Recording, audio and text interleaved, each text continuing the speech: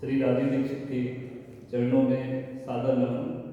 आप सभी महानुभाव जो भी यहाँ पर उपस्थित है, मंचा सिंह, मेरे शंकर, आप सबको सादर प्रणाम। मेरे गुरुजी सुनील कुमार जोशी जी ने जो व्याख्यान दिया, उनके व्याख्यान के अगले क्रम में मैं कुछ पीपीटी प्रेजेंटेशन आपके सामने प्रस्तुत कर रहा हूँ। हम कैंसर को ग्लोबल लेवल पे, इंटरनेशनल लेवल पे हम क्या कर रहे हैं, हम कैसे आगे बढ़ा सकते हैं, एक वैज्ञानिक दृष्टिकोण के साथ हम उसको कैसे आगे बढ़ा रहे हैं, उसके संदर्भ में एक पीपीटी प्रेजेंटेशन मैं आपको दे रहा हूँ। 10 से 12 मिनट का टाइम मिलूंगा। सर्वप्रथम उत्तराखंड आयुर्वेद विश्वविद्यालय आप सभी का स्वागत करता है। आप अपना कीमती समय निकालकर यहाँ पर आए, इसके लिए आपका स्वागत और धन्यवाद। आगे बढ़ते हैं। मेरा नाम डॉक्टर राजीव कुमार, मैं असिस्टेंट प्रोफेसर हूँ गुरुकुल आयुर्वेद कॉलेज, उत्तराखंड आयुर्वेद विश्वविद्यालय के कैंपस में। साथ ही मैं पीएचडी कर रहा हूँ। मेरा पीएचडी का टॉपिक भी आयुर्वेद और कैंसर है, जिसमें मेरे गाइड है honourable vice chancellor sir professor Sunil Kumar Joshi ji, और आप मेरे को गाइड है doctor Uday Narayan Pandey sir, associate professor है सदर तंत्र विभाग गुरुकुल कैंपस यूनिवर्सिटी में। आप सामने बैठे हैं। एक बार मैं सभी से आग्रह करता हूँ कि चर्चा करें। बहुत बहुत धन्यवाद। सबसे पहले तो बात आती है कि भाई need of cancer research centre. Cancer की बात सारे करते हैं, पर एक इंटरनेशनल ग्लोबल प्लेटफॉर्म पे अभी तक किसी भी आयुर्वेद कॉलेज ने कोई रिसर्च सेंटर नहीं स्टैब्लिश किया है। उत्तराखंड आयुर्वेद यूनिवर्सिटी हमारे सुनील जोशी जी के प्रयासों से सबसे पहले एक रिसर्च सेंटर को स्टैब्लिश करने में लगी हुई है। एक सिनेरियो पे थोड़ा सा प्रकाश डाल देते हैं, की फैक्ट देखते हैं। अभी 2020 में एक ग्लोबल एक सोसाइटी है WHO के साथ काम करती है। उन्होंने एक जो डाटाबेस दिया उसका प्रेजेंटेशन में दिखा रहा हूँ। 2020 में nearly 1 in 6 death, her 6 death में एक डेथ कैंसर से हुई है। सबसे जो कॉमन कैंसर वर्ल्ड वाइड है breast cancer, lung cancer, colon cancer, rectum cancer, prostate cancer. उसके बाद एक 1/3 जो केस है उसमें जो कारण है वो tobacco use, high body mass index, alcohol consumption, low fruit and vegetable intake and lack of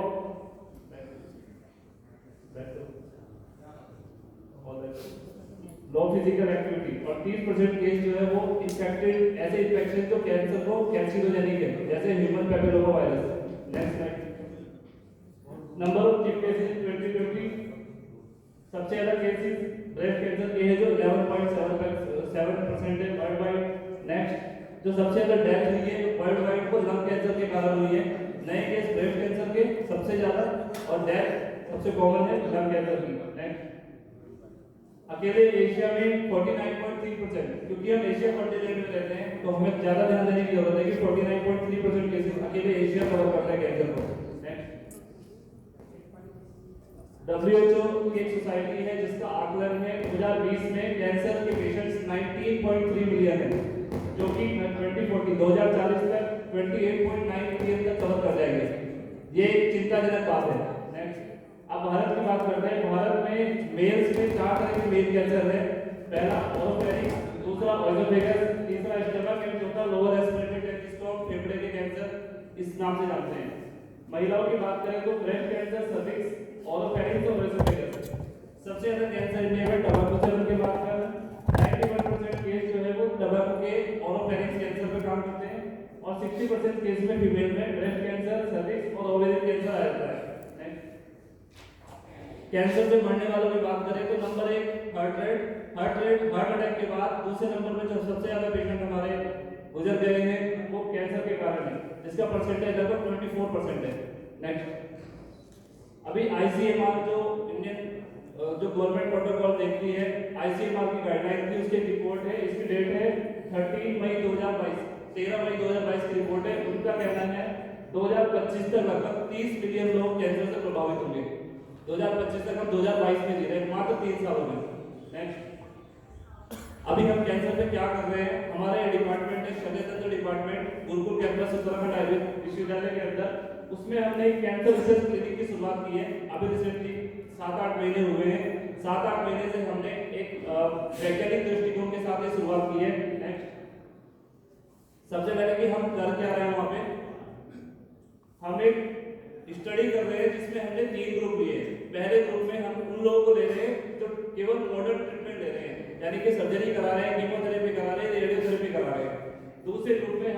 patients को ले रहे हैं जिनको हम अपनी आयुर्वेद की एक फॉर्मुलेशन प्रोवाइड करा रहे हैं जो कि फ्री ऑफ कॉस्ट है, जो उत्तराखंड आयुर्वेद यूनिवर्सिटी की तरफ से बनवाई गई और दी जा रही है।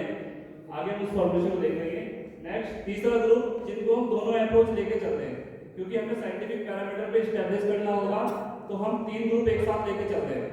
नेक्स्ट कौन से पेशेंट हम देख रहे हैं? हम सभी डायग्नोज कैंसर, जो भी कैंसर के पेशेंट्स हैं, वो मेल है, फीमेल है, वो बच्चे हैं, बूढ़े हैं, किसी भी स्टेज में है, पहली स्टेज से लेके एंड स्टेज तक कोई भी स्टेज है, वो सब हम देख रहे हैं। नेक्स्ट अब एक साइंटिफिक असेसमेंट क्राइटेरिया होना चाहिए उन पेशेंट्स के लिए, तो हमने 2 क्राइटेरिया रखे हैं, एक सब्जेक्टिव पैरामीटर, एक ऑब्जेक्टिव पैरामीटर। सब्जेक्टिव पैरामीटर्स में हमने ये 2 पॉइंट रखे हैं: pain relief, anorexia, nausea, constipation, fatigue, quality of life, flatulence, vomiting और स्लीप। जितने सारे दिग्गज यहाँ बैठे हैं, मुझे नहीं लगता कि इनमें से कोई बाहर कैंसर के रोगी को कोई परेशानी होती है तो कृपया करके मुझे सुझाव दे दीजिएगा, मैं ऐड कर दूंगा। नेक्स्ट पेन के लिए हम एक साइंटिफिक पैरामीटर ले रहे हैं जो इंटरनेशनल पैरामीटर है, that is Wong Baker faces pain rating scale. इसी के अकॉर्डिंग हम उसको पेन ज्यादा है कम है उसकी रीडिंग लेंगे, उसको आगे प्रकाशित करेंगे। नेक्स्ट जो भी हम पैरामीटर हम ले रहे हैं उनके लिए हमने मार्किंग की है, ये मार्किंग हमने खुद से नहीं की है, जो प्रीवियस साइंटिफिक पैरामीटर्स पे रिसर्च वर्क हुआ है वहां से ये पैरामीटर्स की मार्किंग ली गई है। प्रत्येक पेशेंट को जैसे लक्षण होंगे उसके हिसाब से मार्किंग दी जाएगी, बाद में उनको कैलकुलेट करके उस तरह से उसका रिजल्ट का स्टैटिस्टिकल एनालिसिस किया जाएगा। नेक्स्ट अब ऑब्जेक्टिव पैरामीटर क्या है हमारे पास? ऑब्जेक्टिव पैरामीटर में वेट ऑफ द पेशेंट, किसी भी कैंसर में पेशेंट का वेट बहुत ज्यादा कम होता है तो उसको हमने ऑब्जेक्टिव पैरामीटर में लिया है। नेक्स्ट जो रेडियोलॉजिकल हमारे पास अल्ट्रासाउंड मशीन है या सीटी स्कैन जो भी है, हम उसके हिसाब से जो साइज की बात करते हैं कि ट्यूमर का साइज 5 सेंटीमीटर या 4 सेंटीमीटर या 10 सेंटीमीटर है, हम उसकी बात कर रहे हैं। नेक्स्ट टीएनएम स्टेजिंग जो कि वर्ल्ड वाइड स्टेजिंग है, किसी भी कंट्री में खड़े होके आप किसी कैंसर के बोलोगे तो सबसे पहले ये बात है कि कौन सी स्टेज में है, तो वो टीएनएम स्टेज को हमने इसके ऑब्जेक्टिव पैरामीटर में लिया है। Next PET scan improvement, PET scan एक ऐसा ऑथेंटिक इन्वेस्टिगेशन है जिससे हमें पता लगता है कि कैंसर कहाँ फैला है कहाँ नहीं फैला है। तो वर्ल्ड वाइड हम अपने आप में तो कुछ भी कह सकते हैं, और ग्लोबल प्लेटफॉर्म पे खड़े होने के बाद हमें पैट स्कैन की रिपोर्ट दिखानी होगी कि भाई फेफड़े में था या यहाँ था या वहाँ था। नेक्स्ट लेबोरेटरी का कैंसर बायोमार्कर, जैसे हम प्रोस्टेट के कैंसर में पीएसए कराते हैं, जैसे ओवेरियन कैंसर में CA-125 कराते हैं, क्योंकि जो मार्किंग से अभी मेरे पास पेशेंट चल रहे हैं जैसे जिनका पीएसए 100 से भी ऊपर है और उनका ट्रीटमेंट के बाद भी 20 के नीचे जा रहा है, नॉर्मल वैल्यू 0 से 4 होती है। नेक्स्ट एचबी लेवल, सारे मरीजों में जो कैंसर के पेशेंट्स होते हैं उनका हीमोग्लोबिन लेवल डाउन होता जाता है, एंड पे 2 ग्राम 3 ग्राम 4 ग्राम ऐसे रह गया, तो हमने उसको भी ऑब्जेक्टिव क्राइटेरिया में रखा है। नेक्स्ट अब सवाल आता है कि जो हम ट्रायल कर रहे हैं वो गवर्नमेंट प्रोटोकॉल के अंडर है, वो साइंटिफिक है, उसको कोई ऑथेंटिकेशन है या नहीं, तो इसका आंसर है हाँ। ये CTRI जो गवर्नमेंट के सारे प्रोटोकॉल देखती है रिसर्च के, हमने अपने ट्रायल को वहां रजिस्टर कराया है, इसका रजिस्ट्रेशन नंबर ऑनलाइन आप देख सकते हैं, दैट इज CTRI 2022-09045590। ये इसका CTRI रजिस्टर नंबर है, ये गवर्नमेंट प्रोटोकॉल के अंतर्गत है, रजिस्टर्ड है, ऑथेंटिक डाटा है। नेक्स्ट हम पेशेंट से क्या कलेक्ट कर रहे हैं? अभी आचार्य जी कह रहे थे कि फोन नंबर क्यों जरूरी है, तो मैं उस बात पे भी कह रहा हूं कि हम मरीजों से क्या कलेक्ट कर रहे हैं। हम उनकी आइडेंटिटी के तौर पे उनका आधार कार्ड जरूर ले रहे हैं, साथ में उनका कॉन्टैक्ट नंबर, और चूंकि अब मेरे पास विदेशी पेशेंट भी कुछ है तो उनका मैंने पासपोर्ट लिया हुआ है, पासपोर्ट का जो स्कैन है वो हमने करके रखा है। हर पेशेंट हर मरीज को हम 1 महीने में 1 विजिट देते हैं, 1 महीने के 1 विजिट पे बुलाते हैं, हम उसका विजिटिंग डेट, ओपीडी नंबर, क्योंकि हम सरकारी संस्था में काम करते हैं तो हमारा एक पर्टिकुलर नंबर है जो ओपीडी नंबर मिस नहीं हो सकता, जो उसकी आइडेंटिटी है हमारे हॉस्पिटल के अंदर। OPD number, blood pressure, pulse rate, temperature, SpO2, oxygen का लेवल, वजन, कितना सुधार है, कोई नई समस्या दवाओं के बाद या पहले। नेक्स्ट ये हमारे सब्जेक्टिव ऑब्जेक्टिव पैरामीटर है, हम इनको इस तरह से फिलअप करते हैं, 1 महीने में 1 कॉलम, दूसरे महीने में दूसरा कॉलम, तीसरे महीने में तीसरा कॉलम। अभी तक 8 महीने में हमने क्या पाया, इसको भी एक बार देख लेते हैं। हमारे पास टोटल 56 पेशेंट है, पर मैंने यहाँ पे 50 पेशेंट का डाटा प्रेजेंट किया है, जिसमें सबसे ज्यादा मेरे पास CA ब्रेस्ट के पेशेंट है जो कि 11 है। बाकी एक ये कॉमन जो केसेस आ रहे हैं मेरे पास, मैं एक बार नाम बता देता हूँ। Urinary bladder cancer, tongue cancer, cervix cancer, rectum cancer, lung cancer, breast cancer, epiglottis cancer, gall bladder cancer, nasopharynx cancer, oesophagus cancer, liver cancer, prostate cancer, nose cancer, kidney cancer, multiple myeloma, stomach, brain. Next 50 patient में से 4 patient लगभग 1 महीने का treatment लेके पूरे हो गए।